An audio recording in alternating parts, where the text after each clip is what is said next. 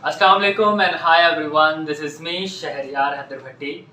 I welcome you all into my channel Education World Official and back with another video. I hope आपके conic section से related parabolic questions, ellipse questions and hyperbolic questions almost clear हो चुके होंगे. आज हम ellipse and parabola के दरमियान comparison देखेंगे कि अगर इन केस कोई आपको एमसीक्यूज इनके कंपैरिजन का भी आ जाए तो आपको क्लियरली एडजस्टेबल समझ आ जाए. So let's begin. हमारे पास एलिप्स और पैराबोला में क्या क्या फर्क है. पहला फर्क, हमारे पास एलिप्स में always A greater than B और ए हमारे पास डिपेंड करता है उस वैल्यू पे जिस पे हमारे पास बड़ी वैल्यू हो, और एलिप्स हमारे पास ए वो वाली टर्म होती है जिसमें हमारे पास पॉजिटिव टर्म हो. तो यहाँ पे हमारे पास या ए ग्रेटर देन बी भी हो सकता है, और अगर बी हमारे पास बड़ी वैल्यू है तो बी ग्रेटर देन ए भी हो सकता है, और ए इज इक्वल टू बी भी हो सकता है. क्लियर? इसके अलावा जब आपको ए और बी पता चल जाए तो हम सी निकालते हैं. एलिप्स में सी निकालने का फॉर्मूला है A square minus B square, जबकि हमारे पास हाइपरबोला में फॉर्मूला है C is equal to under root A square plus B square. Clear? इसके अलावा हमारे पास 3 हमारे पास आता है सेंटर, इधर भी हमारे पास सेंटर आता है. इसके अलावा 4th हमारे पास यहां पे आता है मेजर एक्सिस, जबकि यहां पे हम लिखते हैं ट्रांसवर्स एक्सिस. क्या लिखते हैं? Transverse axis. सिमिलरली हमारे पास यहां पे देन आता है माइनर एक्सिस, और यहां पे हम लिखते हैं कॉन्जुगेट एक्सिस. सिमिलरली हमारे पास माइनर के बाद वैल्यू आती है वर्टिसेस, यहां भी हमारे पास आती है वर्टिसेस. देन हमारे पास आता है कोवर्टिसेस, यहां पे हमारे पास आता है कोवर्टिसेस. यहां पे वर्टिसेस हमारे पास होता है end of major axis, end of minor axis, end of transverse axis, end of conjugate axis. Vertices and then covertices के बाद हमारे पास आता है फोकस, फोकस. देन हमारे पास आता है DTX, DTX. इसके अलावा हमारे पास 10th में यहां पे एलिप्स में आता है लेटस रेक्टम, जबकि हमारे पास पैराबोला में लेटस रेक्टम की जगह आता है एसिम्प्टोट. ये हमारे पास कुछ कंपैरिजन वैल्यूज थी जिसका आपको पता होना चाहिए कि मेजर एक्सिस ये होता है, माइनर ये होता है, ट्रांसवर्स ये होता है, कॉन्जुगेट ये होता है. अब मैं आपको एक एग्जांपल बताता हूं. ऐसे x माइनस 1 का whole square over 9 plus y plus 2 का होल स्क्वायर 19. सिमिलरली हमारे पास x माइनस 1 का whole square 9 minus y plus 2 का होल स्क्वायर 16 है. तो मैंने क्या बताया, जो बड़ी वैल्यू होगी उसको हम लेंगे a. तो यहाँ पे a क्या होगा? 16. और यहाँ पे बड़ी वैल्यू वो लेंगे जिसके साथ पॉजिटिव टर्म होगी, मतलब ये वाली टर्म हमारे पास क्या है?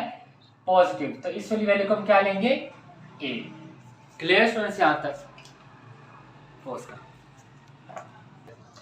तो स्टूडेंट्स अब हमारे पास डिफरेंट टेंजेंट्स की वैल्यू बताने का भी हमारे पास एक एमसीक्यूज आता है. अब उसको देखते हैं उसको हमने किस तरह से सॉल्व करना है. सर्कल, सर्कल हमारे पास क्या इक्वेशन होगी तो आपको पता चलेगा circle x square plus y square is equal to a square. मतलब ये भी कोई किसी ना किसी का स्क्वायर बनता होगा. टेंजेंट हमारे पास वैल्यू होती है y is equal to mx plus c. Clear? इसके अलावा अगर आपसे वो c की वैल्यू पूछे, आपको कोई सर्कल की इक्वेशन दे के आपसे c की वैल्यू पूछे, तो उसका फॉर्मूला है c square is equal to a square 1 plus m, 1 plus m का स्क्वायर। इसके बाद इसका अंडर रूट लें तो हमारे पास c बनेगा plus minus a under root 1 plus m का स्क्वायर। क्लियर? इसके बाद स्टूडेंट्स हमारे पास जो सेकंड टर्म आती है वो है पैराबोला। क्या है? पैराबोला। अब पैराबोला के भी कुछ 4 मैं आपको टाइप्स बताता हूं। अगर आपको इस टाइप का आएगा तो इसका सी इसके इक्वल होगा, इस टाइप का आएगा तो इसका सी इसके इक्वल होगा। हमारे पास जो पहली टर्म है, क्या पहली term, y square is equal to 4ax। दूसरी है y square is equal to minus 4ax। इसके अलावा जो हमारे पास तीसरी टर्म है वो है x square is equal to 4ay। अब चौथी टर्म है x square is equal to minus 4ay। Clear? अब इसको हम किस तरह से देखेंगे? अब देखें, पहले यहां पे हमारे पास y है, square is equal to 4ax। y हमारे पास अलग है और a और x का प्रोडक्ट है। तो इस केस में हमारे पास जो c की वैल्यू होगी वो होगी c is equal to a divided by m। क्या होगी? c is equal to a divided by m। अब इसी तरह 4ax, और अगर हमारे पास माइनस में आए तो c is equal to minus a over m। Clear? अब देखिए कितना आसान है। और जब हमारे पास y स्क्वायर अलग से होगा तो आपने c की वैल्यू डायरेक्ट निकाल लेनी a डिवाइडेड बाय m। और आपको पता है पैराबोला में a आपने किस तरह से निकालना है, सारी टर्म्स आपको मैंने बता दी है। इसके अलावा अगर आ रहा है x स्क्वायर साइड पे, क्या आ रहा है? x स्क्वायर साइड पे आ रहा है, तो इसमें आपने क्या करना है? इसका प्रोडक्ट लेना है। c is equal to a square. लेकिन अब आपने इधर एक बात याद रखनी है कि ये अगर पॉजिटिव है x वाली टर्म, इधर आपने माइनस लगाना है। क्या लगाना है? माइनस। इसी तरह अगर ये माइनस 4ay है तो c is equal to plus am का स्क्वायर। अब देखें, अगर y square is equal to 4ax है तो यहाँ पे प्लस, यहाँ पे प्लस, यहाँ माइनस, यहाँ माइनस। लेकिन अगर साइड पे x स्क्वायर है और 4ay है तो यहाँ पे आपने माइनस, यहाँ पे मतलब अगर यहाँ पे प्लस है तो यहाँ पे क्या लगेगा? माइनस। ये माइनस है तो यहाँ पे प्लस। सिर्फ इसमें ये डिफरेंस है। आई होप यहाँ तक आपको क्लियर समझ आ गया होगा। अब हम नेक्स्ट वाला देखते हैं।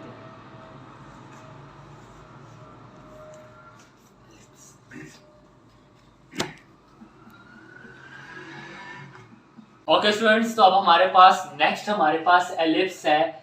इसका हमने c की वैल्यू बतानी है। एलिप्स में मैंने आपको बताया था हमारे पास सबसे पहले इसकी अपीयरेंस ये होती है कि दो भी फ्रैक्शंस के दरमियान हमारे पास प्लस प्लस आता है।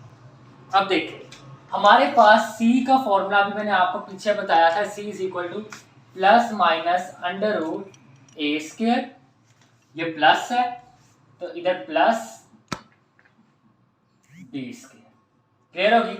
a square plus b square. इसी तरह c is equal to plus minus under root a square plus b square. अब आपने एक बात यहां रखनी है कि जहां x होगा, क्या? जहां x होगा, अब जैसे ये हमारे पास x है, किसके साथ है? a के साथ। किसके साथ है? a के साथ। तो हमने उस वाली टर्म के साथ लगाना है m का स्क्वायर। क्या लगाना है हमने? m का स्क्वायर। इसी तरह ये वाला x किसके साथ है? b के साथ। तो b के साथ हम लगाएंगे m का स्क्वायर। क्लियर? हमारे पास पहली वैल्यू है x square a square minus y square b square is equal to 1। 2 है y square a square minus x square b square is equal to 1। तीसरी वैल्यू है x square b square minus y square a square is equal to 1। और fourth value है y square b square minus x square is equal to 1। अब देखिए, इसका भी centre निकालते वक्त आपने वही लिखा है, c is equal to under root, पहले क्या है? A square then minus B square. Similarly यहाँ पे plus minus A square minus B square plus minus, अब यहां पे सबसे पहले क्या है b, तो B square minus A square plus minus B square minus A square. अभी मैंने आपको बात बताई है, जहां पे हमारे पास x होगा उसके साथ आपने क्या लगाना है m स्क्वायर, मतलब जहां x होगा उधर m स्क्वायर लगाना है। जैसे x का हमारे पास कहां पे है, इधर इधर इधर इधर। x स्क्वायर किसके साथ है, a स्क्वायर के साथ, तो a स्क्वायर के साथ लगा दो m स्क्वायर। x स्क्वायर किसके साथ है, b स्क्वायर के साथ, तो b स्क्वायर के साथ लगा दो m स्क्वायर। x स्क्वायर किसके साथ है, b स्क्वायर के साथ, तो b स्क्वायर के साथ लगा दो m square, a square m square. तो ये हमारे पास सारे लॉजिक्स कंप्लीट हो जाएंगे। अच्छा स्टूडेंट्स, अब हमारे पास एक क्वेश्चन है ax square plus by square plus gx plus fy plus c is equal to 0। इसमें मैं आपको 3 टर्म्स बता देता हूं कि वो टर्म हमारे पास सर्कल कब होगी, पैराबोला कब होगी, एलिप्स कब होगी एंड देन हाइपरबोला कब होगी। सर्कल हमारे पास तब होगी इफ, सर्कल हमारे पास तब होगी जब हमारे पास a इक्वल होगा b के, लेकिन b is not equal to 0। Clear. इसके अलावा हमारे पास एलिप्स कब होगी, एलिप्स देखते हैं, एलिप्स तब होगी when a and b are of same sign, मतलब a प्लस b।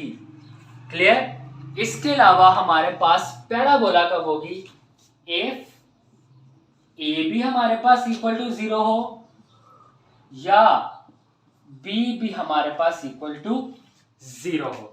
और हाइपरबोला हमारे पास, हाइपरबोला हमारे पास तब होगी जब हमारे पास a and b are of opposite sides। अब ऐसे ये भी प्लस है ये भी प्लस है, फॉर एग्जांपल अगर ये प्लस है ये माइनस है तो ये क्या हो गया हमारे पास ऑपोजिट है। फिर देख लें, सर्कल तब होगा जब हमारे पास a इक्वल टू बी होगा लेकिन b हमारे पास 0 के इक्वल नहीं होगा। पैराबोला तब होगा जब a भी इक्वल टू 0 हो, b भी इक्वल टू 0 हो। इसके अलावा एलिप्स हमारे पास तब होगा जब दोनों के हमारे पास क्या हो, सेम साइन हो। और हाइपरबोला तब होगा जब a और b के आपस में क्या हो, डिफरेंट साइन हो। So student that's all for today. I hope आपको आज का लेक्चर काफ़ी ज़्यादा इन्फॉर्मेटिव लगा होगा। अगर आपको इन्फॉर्मेटिव और कुछ भी समझ आया तो प्लीज़ लाइक शेयर सब्सक्राइब कीजिए, और अगर आपकी कोई क्यूरी है तो you can ask in the comment box. Thank you so much. अल्लाह हाफ़िज़।